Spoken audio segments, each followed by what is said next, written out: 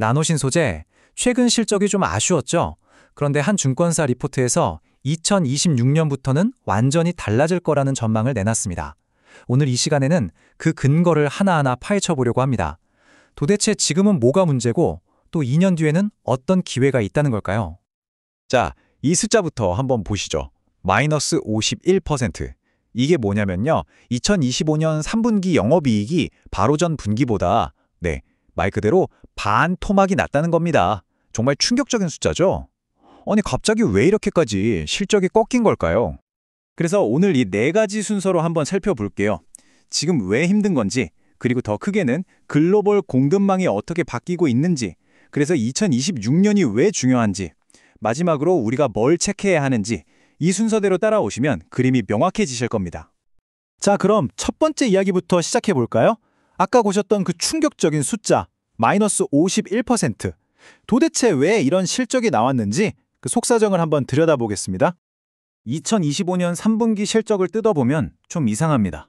보세요. 매출은 6%가 늘었어요. 그런데 영업이익은 왜 반토막이 났을까요? 물건은 더 팔았는데 남는 게 확 줄었다는 얘기잖아요. 시장이 깜짝 놀란 게 바로 이 지점이고요. 이게 바로 우리가 오늘 풀어야 할 첫 번째 미스터리입니다. 그 원인을 따라가 보니까 아주 명확한 연쇄 반응이 있었더라고요. 시작은 바로 미국 정부의 전기차 보조금, 바로 그 IRA 때문이었습니다. 이게 10월부터 딱 끝나니까 그 전에 막차 타려는 수요가 확 몰렸다가 그 뒤로는 시장이 얼어붙어 버린 거죠. 그러니까 당연히 완성차 회사나 배터리 회사들이 잠깐만 재고부터 줄이자 이렇게 된 거고요. 그 불똥이 고스란히 나노신소재의 핵심 제품인 CNT 도전제 출하량 감소로 튄 겁니다. 정책 변화 하나가 산업 전체를 이렇게 흔들어 버린 거죠. 근데 그렇다고 해서 실적이 전부 다 나빴냐? 그건 또 아니에요. 이쪽, 그러니까 배터리 소재 쪽이 고전하는 동안에 다른 한쪽에서는 아주 든든한 버팀목이 있었습니다. 바로 반도체 소재 사업부인데요. 반도체 업황이 회복되면서 CMP 슬러리 매출이 무려 28%나 늘었어요. 이게 전체적인 충격을 꽤 많이 흡수해 준 거죠.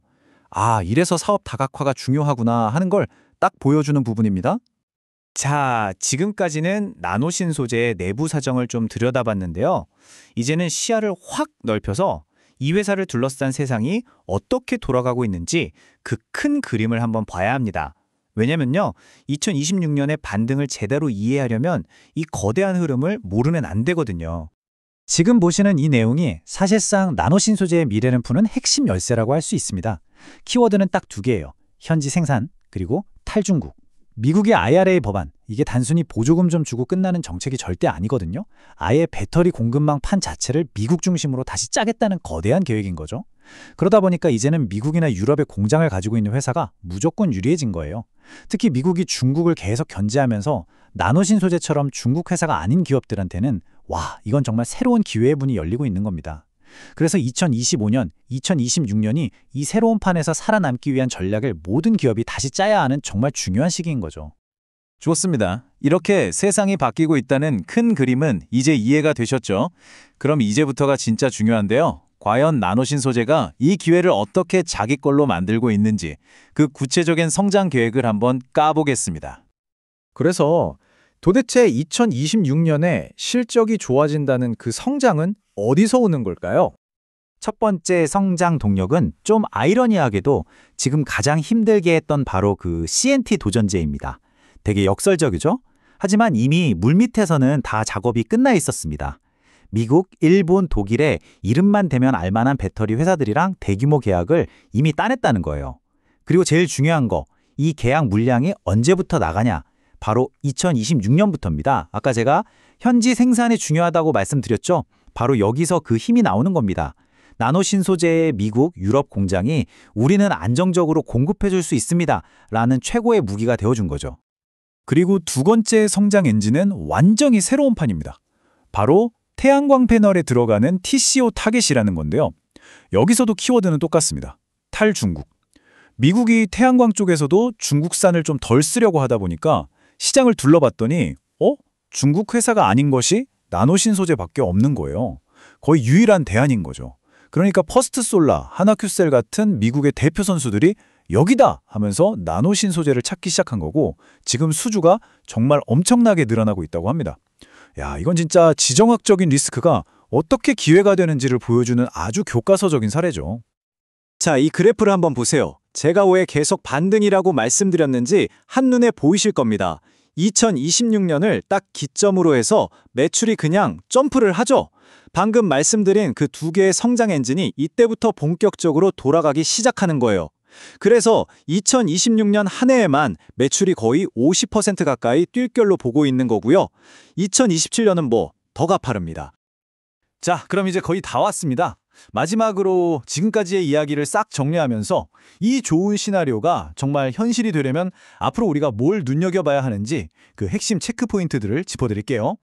물론 마냥 좋은 얘기만 할 수는 없겠죠. 단기적인 리스크도 분명히 있습니다. 리포트에서도 딱 집어서 경고하고 있어요. 당장 돌아오는 2025년 4분기까지는 아직 재고 조정 문제가 남아있어서 실적이 좀 부진할 수 있다. 이 부분은 우리가 냉정하게 알고 있어야 합니다. 이 모든 이야기를 딱 한 문장으로 압축하면 바로 이겁니다. 나노신소재는 지금 단기적인 어려움을 견뎌내면서 더 큰 세상의 변화를 자기 기회로 만들고 있다. 그러니까요, 지금 잠깐 아픈 걸 감수하면서 더 큰 미래를 보고 베팅하고 있다는 게 이 분석의 핵심인 거죠. 그럼 앞으로 이 시나리오대로 정말 잘 가고 있는지 우리가 뭘 봐야 할까요? 딱 4가지만 기억하시면 됩니다. 첫째, 2026년에 그 새로운 계약들이 돈으로 얼마나 빨리 찍히는가. 둘째, 공장, 특히 헝가리 공장이 얼마나 빨리 정상적으로 돌아가는가. 셋째, 미국이랑 유럽에서 새로운 고객들을 더 데려오는가. 그리고 마지막으로 이 새로운 공급망 구조가 정말 꾸준한 수요로 연결되는가. 이 4가지 질문에 대한 답을 계속해서 추적해봐야 합니다. 결국 마지막 질문은 이거 하나로 모아집니다. 지금 당장은 시장이 좀 흔들리지만 미국과 유럽에 미리 깃발을 꽂아놓은 나노신소재의 전략이 과연 2026년에 그 거대한 성장 기회를 움켜주는 신의 한 수가 될 수 있을까요? 네, 오늘 제가 준비한 분석은 여기까지입니다. 이 내용은 투자를 권유하는 것이 아니라 정보 제공을 위해 만들어졌다는 점 꼭 기억해 주세요.